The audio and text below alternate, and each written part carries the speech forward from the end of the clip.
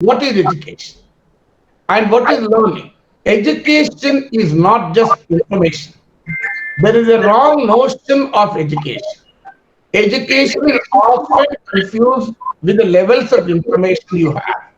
Education is often interpreted as the acquisition of information.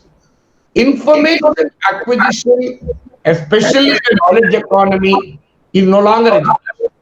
Well, that may be the first stage of education. If you if you really know how many crops are grown in India and what is the level of acreage, what is the production level, that is information. But why India still continues to grow paddy and wheat? Why not India grow other crops? Why the productivity of Indian agriculture is still very low? Why the terms of trade in agriculture are against the farmers of this country? That is education. So education is not merely information. Swami Vivekananda several years ago said, education is not information, education is knowledge. What is the difference between information and knowledge? I gave you the one example from the agricultural economy. So if you know, I'll give you yet another example. 1%, according to the Oxfam report, 1% of Indians own more than 50% of India's income and wealth. Well, this is information. But what is education? Why these humongous inequalities in the Indian economy? Why post-liberalization Indian economy has witnessed widened inequalities? How inequalities impede the path of development and progress? If you can find answers to these questions, or if you can at least ponder over these questions, that becomes the knowledge. So information is not education. Knowledge is education.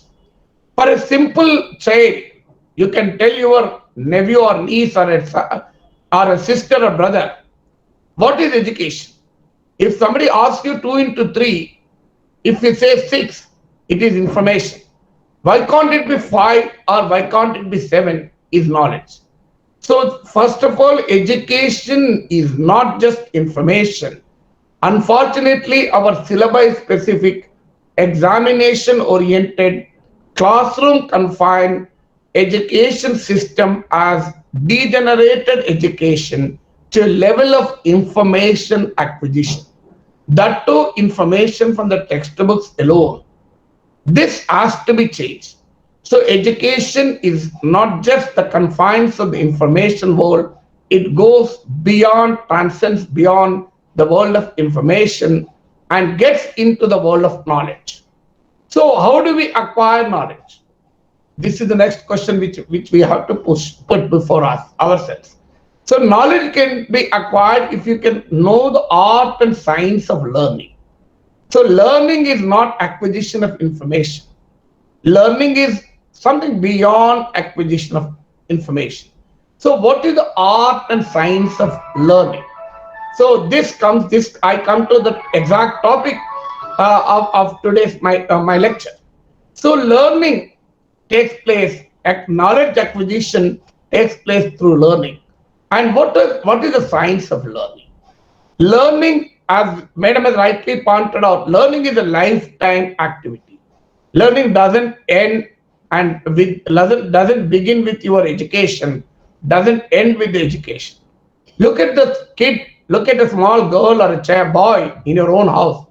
How does that boy or girl learn? How do they pick up language? How do they pick up manners? How do they pick up principles, human interactions? Even before the child enters the school, a lot of things the child learns. So the child learns even before joining the formal stream of education. In fact, there are thinkers who say that education is not a learning process. Unfortunately, education has become an unlearning process. You are not learning, but you're losing what you have already learned. So we have degenerated education to that level.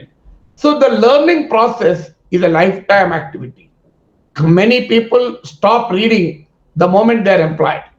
precisely because they confuse learning with that of job attainment or learning with that of education.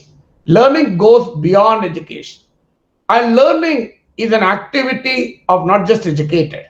A farmer learns how to grow crops. A toddler learns how to walk. Mother teaches the children how to cook. So your mother has not trained in any hotel management school. She has not learned in a hotel management school. Your grandmother has not learned in a hotel management school, but she cooks much better than any trained catering graduate. So it is precisely because she has learned through our lifetime experience. So the first thing is learning by observation. You look at the world, even many concepts of economics can be learned through the process of observation. I have learned economics precisely through the process of observation. So I have not learned, I have gone, I used to, as a child, I used to go to the farmer fields and see how they are getting prices. I used to ask my farmer, why are you not selling your produce in the village? The farmer used to take the produce to the nearby town. So I used to ask him, why don't you sell in the village itself? Then the farmer used to teach me, I get less when I sell in the village, but I get more when I sell in a town. So that is how the agricultural markets fetch better price for the farmer. Then the farm I used to tell, why can't you make, why do you sell only the mangoes? Why can't you sell the mango pickle? And so I used to ask the farmer. The farmer used to say, we don't know how to make a pickle. But it was always surprising to me, what is the price of mango and what is the price of a mango pickle? So this taught me the lessons in the value addition. In economics, the value addition process is essentially a process of economic development. The value chains, look at the global supply chains. Look at the value chains. If you want a country to prosper in the post-globalization world, the only way you have to be part of a global value chain. So today we're talking about global value chains. So this you can learn through your observation. Look at your own mother. She's a very good management expert. Assuming that she doesn't have the sufficient vegetables of any particular kind, she combines all of them and cooks a mixed vegetable curry. So that is nothing but the resource planning in economics. That's nothing but the management in economics. Your grandmother was not taught economics.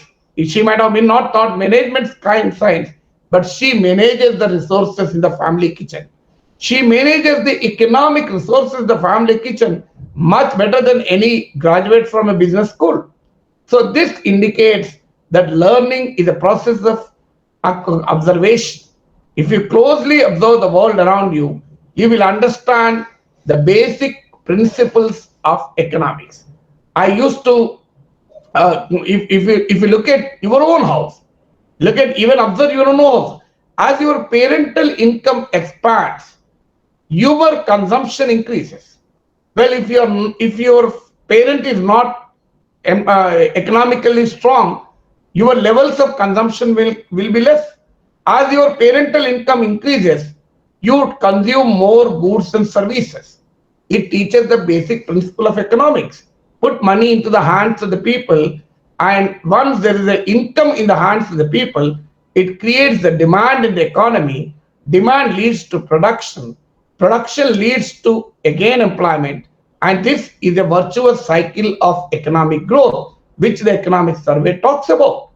So this reveals that your own observation around your own family and outside can teach you many principles of economics which a textbook or a classroom may not teach. Right? Unfortunately, we, the students of modern education, think that education and learning takes place only in the classroom, only in the library, only in the laboratory. But learning takes place in a life event. Learning takes place in a life situation. Learning takes place in a life context. So learning is an eternal process. It's a constant process. By observing the world around you, you can really relate many concepts of economics or concepts of any other subject with what you are actually doing and seeing and working around you. So this is the first thing. So learn through observation. Try to observe the society around you and try to sharpen your understanding of economics. Today, Abhijit Banerjee, Raghuram Rajan, Geeta Gopinath, all these economists are telling put money into the hands of the people, enhance the income levels because India's economy is facing through a crisis essentially because of the falling private consumption.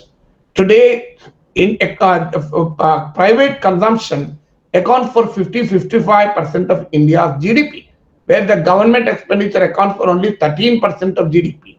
Economic growth or GDP essentially driven by A, private consumption, B, government expenditure, C, investments, D, exports. And in that, private consumption expenditure is a key component of economic growth. Studies by the National Sample Survey Organization reveal that low levels of consumption or falling consumption expenditure has triggered economic slowdown even before the onset of the pandemic. So therefore, this understanding of the link between consumption and economic development, income and consumption, is a concept which may be complex when you read in the textbook, when you listen to your teacher in the classroom. But when you observe your own home, as your parental income increases, your levels of consumption automatically increase. We never used to go to a hotel when I was newly married, but we started going to a small dhaba after 5 years. Now in the law, we celebrated our 30th marriage day, and my son offered me a treat at Hotel Marriott. So how did this happen? Because our economy started expanding. So as our economy expands, our levels of consumption of goods and services obviously expand. So this is what you observe in your house and what you actually study in a textbook. So this is the first point, learning through observation. Number two, learning through questioning. So always learning takes place by questioning. The moment you stop asking questions, you obviously stop learning also. In fact, the history of science also reveals that the knowledge advancement occurred through the questioning. The parable goes, Newton was sitting under an apple tree, an apple fell on him. If I were there, I would have certainly looked up for another 2 or 3 more apples. But Newton did not look up. He asked a very mischievous question. Why should this apple fall down? Why can't it go up? This led to the discovery of Newton's law of gravitation. So believe me, friends, ask many questions as you ask. They may be mischievous questions. There may be irresponsible questions. They may be frivolous questions, but do not stop questioning. So if you continuously ask questions, you will definitely acquire a lot of knowledge. So whatever you study, I hope you will also question me. Always question. In fact, the noted historian Ramila Thapar said, the role of a public intellectual is to seek explanation for the public actions. So a public intellectual is someone who always questions the people in authority. So learning takes place through questioning. If you ask a proper question, half of the knowledge battle has already been won. So asking a pertinent question, asking a proper question, even if tomorrow you grow and do research, the research begins with a question. Research begins by answering the gaps in the knowledge process, the gaps in the understanding of a phenomenon, whether it is social, physical, or natural. So if you continuously ask questions on the gaps in the social phenomenon, that itself is a social research. So the research methodology tells you is to ask a research question. So learning through questioning is the second thing. Third, learning through argumentation. Many people stay away from argument, but argument is an important tool of learning. If you are only reading for yourself, you may not encounter many facts, you may not explore many facts. But when you're confronted by someone else, when someone else questions you in an argument, you will realize the lapses in your understanding. You will realize the gaps in your understanding. You will realize the unsubstantiated hypothesis in your understanding. So, unless somebody argues with you, somebody questions you, you find it extremely difficult to really explore more. So, never hesitate to argue. That doesn't mean arguing like Arnab Goswami TV shows. That doesn't really help. That is not argumentation. Do not think that the television shows which we see every day morning, they are not argumentation. They are essentially shouting matches, as Ramila Thapar pointed out. I'm not talking about argument in terms of the shouting matches played every day on the morning television, but argumentation with a reasonable, logical frame of mind. So, and if two students sit together, try to ask questions, try to take a topic, for example, try to take topic why inflation is rising in a period of economic slowdown. Normally, when there's an economic growth, when there's more consumption of goods and services, obviously the inflation occurs. Inflation can be tolerated when there's economic growth. But when there is an economic stagnation and economic slowdown, inflation proves to be lethal. Economists call it as stagflation, where there is a combination of stagnation and inflation. Suppose you are talking about if two students sit together, instead of talking and discussing about crack movie, which you can almost do it, I'm not against it, but discuss and argue. Let someone talk in favor of inflation. Let someone talk against inflation. Let there be an exchange of thoughts and exchange of ideas and exchange of argument.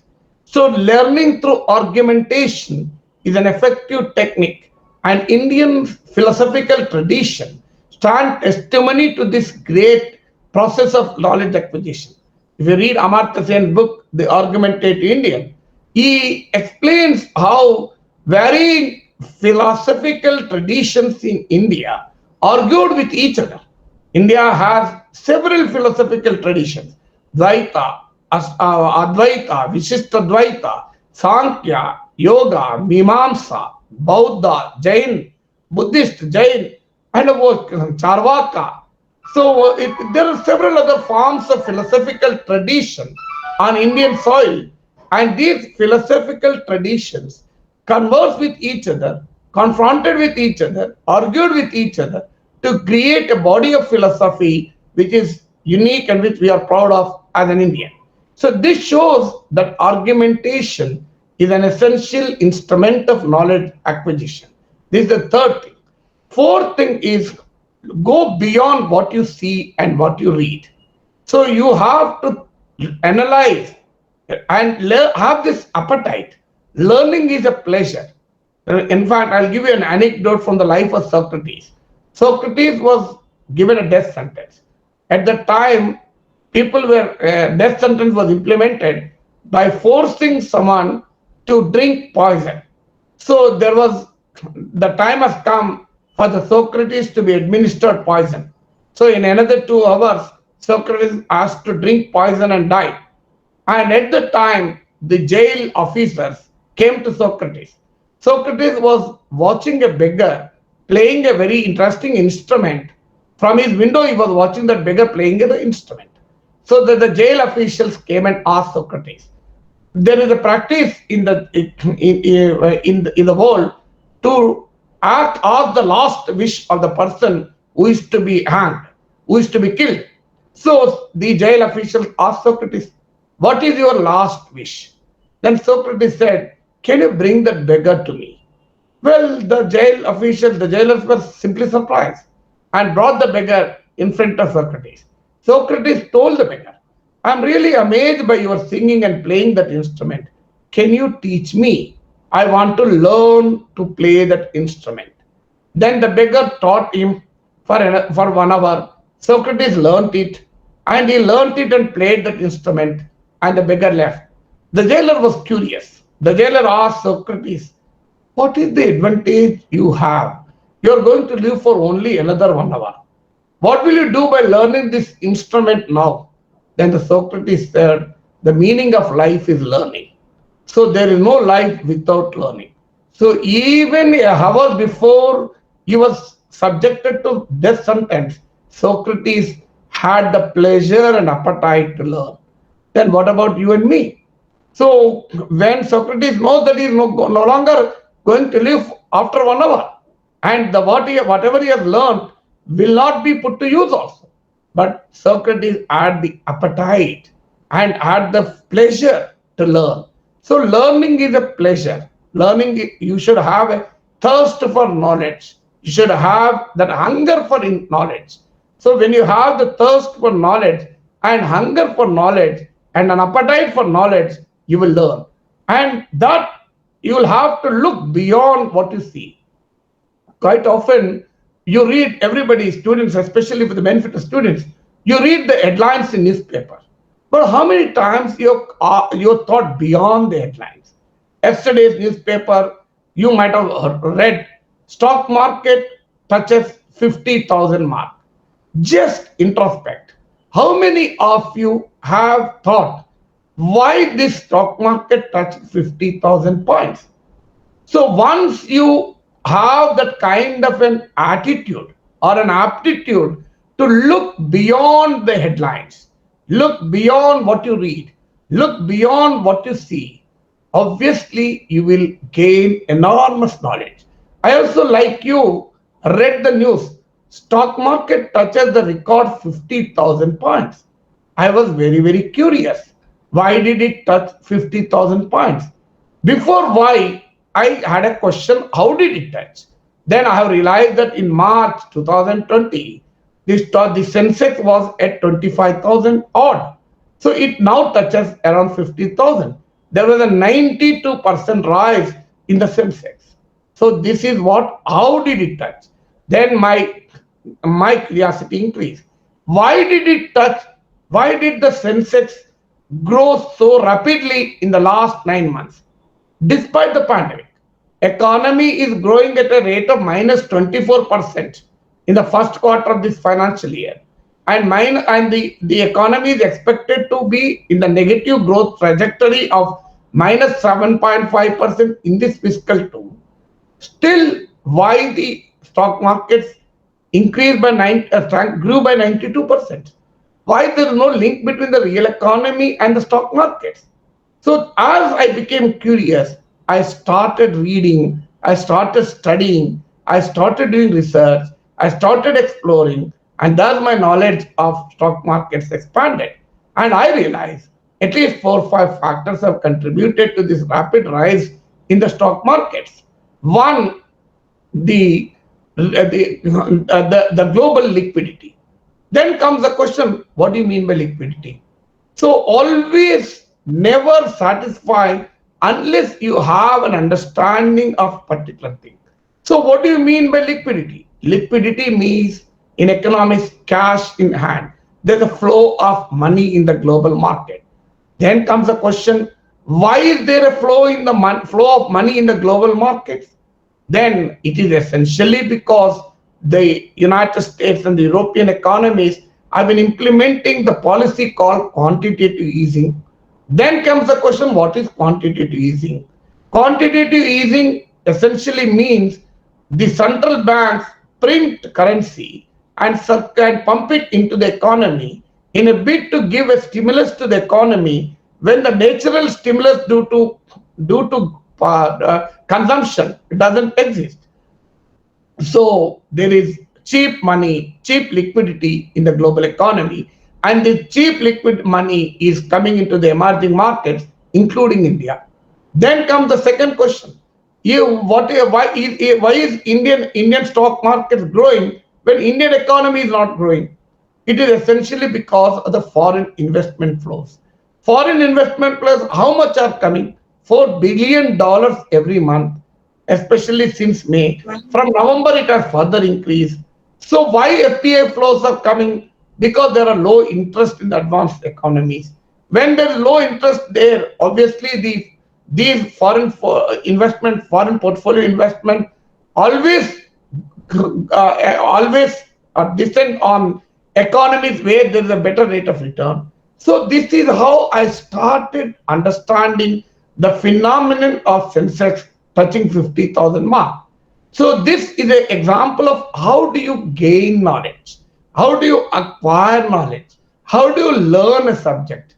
You can only learn, the learning begins with an attitude and aptitude to go beyond what you read, to go beyond what you hear, to go beyond what you see. And that is the process of learning. Well, unless you have an appetite for that kind of a process, unless you derive pleasure from gaining knowledge, it is not just possible. So you have to be very, very curious in your life. You should be so curious that you will never satisfy with what you have, what you learn. So that is called learning through the process of looking beyond what you read, what you see, and what you understand. Then learning through interaction, learning through experience. Experiential learning is much more powerful learning. You will find many great successful people without a great academic background. Steve Jobs created Apple without any sound academic background. Mark Zuckerberg was an Harvard College dropout. Still, he could create Facebook. Well, of course, subsequently he joined Harvard University to get a degree after several years. Bill Gates is a college dropout. That doesn't mean you will also grow if you are a college dropout. Never take such lessons from this understanding. It happened with only a couple of people. Bill Gates himself warned against not taking studies seriously. So Bill Gates, who was the author of the book, The Business at the Speed of Thought. So Bill Gates said, I am not a gold medalist from any top university, but the gold medalist of the world's best universities work under me. So what does it indicate? It indicates a disconnect, perhaps, between academics and the success in life. But it is not a disconnect. But there is another connect to it. Apart from the academics, experiential learning. Steve Jobs through experience learned. Mark Zuckerberg through experience learned. Bill Gates through experience learned. So there are many great farmers, illiterate farmers, doing wonders than agricultural scientists. It is precisely because of the principle called experiential learning. So learn through experience. Unfortunately, our education system doesn't teach us learning through experience. If you want to teach botany to a school-going child, you draw the plant on the blackboard and talk about photosynthesis. Instead, the child should be taken to the open space in the school and let the child sow a seed, and as the seed grows into a plant, photosynthesis has to be taught. But we don't have that kind of a patience to be taught. So we have to transform, we have to come out of the classrooms, we have to come out of the laboratories, we have to come out of the libraries and get into society to learn through experience. And finally, learning through interaction. Human interaction, social interaction teaches you many things which universities, great universities do not teach. So this is the basic thing, because as you interact with the people, you will learn. I'll give you a very interesting anecdote in my life and stop my lecture.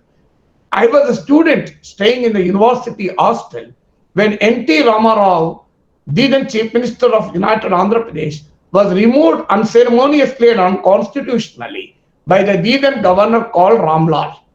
So Ramlal said Ramarao doesn't enjoy the majority and removed him from the office. So Nadalla Bhaskar Rao was administered oath as the Chief Minister. The sweeper in my hostel, who is illiterate, absolutely illiterate, so he has come to me and asked, Sir, I have a question. Then I asked him, what is your question? Sir, who will know the depth of a well? I said, well, I don't know, why are you asking this question? No, my question is, who will know the depth of the well? Only two people can know the depth of the well. Someone who dug the well or someone who got into the well. Someone who is on the ground and looks into the well, can he tell the depth of the well? I said, he can't. You're right. He has to either had dug the well, or he has to go into the well to experience the depth of the well? Sir, that is what I am asking. Governor is not an assembly. How will you know that Ramarao doesn't have a majority? I was simply shocked by his wisdom. Precisely the same thing Supreme Court said in the SR Bombay verdict called floor test. So the majority of a chief minister has to be tested only on the floor of the house. This is what the Supreme Court said in the SR Bombay case. This is what the Sarkaria Commission said. And in fact, the sweeper in my hostel said this much before Honorable Supreme Court has really said. He has said much before Justice R.S. Sarkaria recommended in his report on center-state relations. So that is called native wisdom. Social interactions, human interactions, going to the places, speaking to the people, talking to the world and people around you teaches you more things which perhaps even the textbooks, even the libraries, laboratories, and colleges may not teach you. So this is the process. I told you some of the aspects of learning. Learning through observation, learning through argumentation, learning through questioning, learning through experience, learning through interaction, learning by going beyond what you see, what you read, and what you hear, and what you look at. So these are some of the principles of learning which I have not learned by reading any book. Frankly speaking, I have not learned this by reading any textbook or listening to a teacher in educational psychology. I have learned this by reassessing, by looking back at how did I learn. Well, I am a journalist by training, a teacher by profession, and was a legislator by accident. But I am a student by my character and nature. I want to be a lifelong student and eternal student. As I've been introduced, I am an electronics graduate, postgraduate in journalism, doctorate in political science, and taught economics at the Birla Institute of Technology Sciences. So my wide interdisciplinary background is essentially because of the appetite. I wrote and spoke on every subject except perhaps sports and cinema. Very rarely I did it. So even today I read constitution and economics with equal fervor. For the benefit of students, I am telling with all humility, I read economics and constitution with an equal interest, though you may not find an immediate close correlation between the two. So what you learn is always has to be interdisciplinary. Children, I want to tell you, this is a multidisciplinary world. In knowledge is no longer compartmentalized. Knowledge is integrated. Biology interacts with information technology to create a new branch of science called the bioinformatics. Politics interact with economics to create political economy. Politics interact with sociology to create political sociology. Sociology interacts with psychology to create social psychology. Nanotechnology is a combination of several technologies. So the world is increasingly becoming multidisciplinary, interdisciplinary.